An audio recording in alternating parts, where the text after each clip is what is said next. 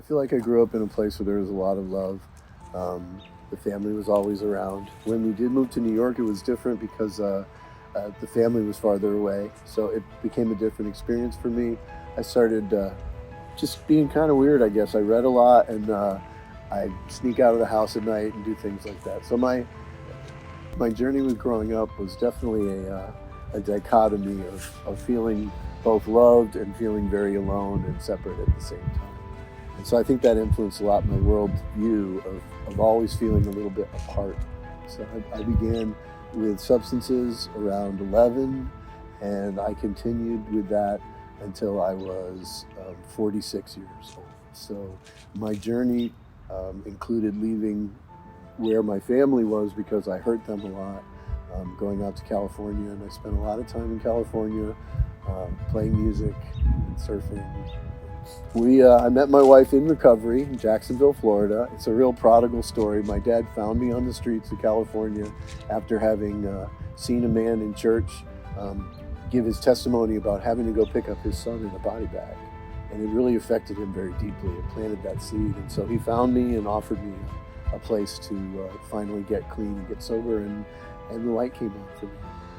After sitting there for 30 days, I began to see things differently. And shortly after that, I met a woman in recovery who said, "You need to come to my church." She brought me to the church. It was Thanksgiving, and put me in with the widows.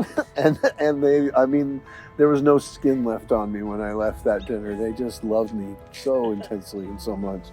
I was baptized in December and began my life as a Christian.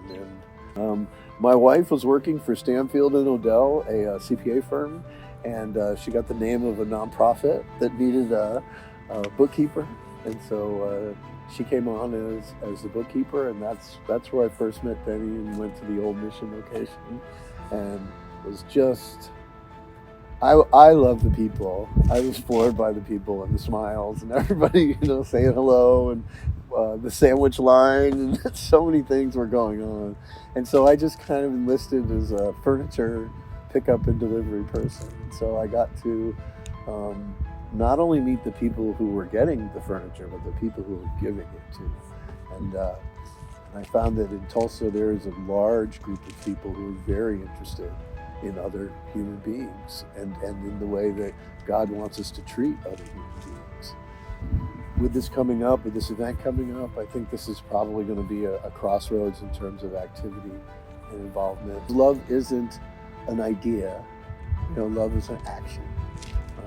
Love is letting down barriers and breaking down walls, which is a very actionable thing. It's not passive.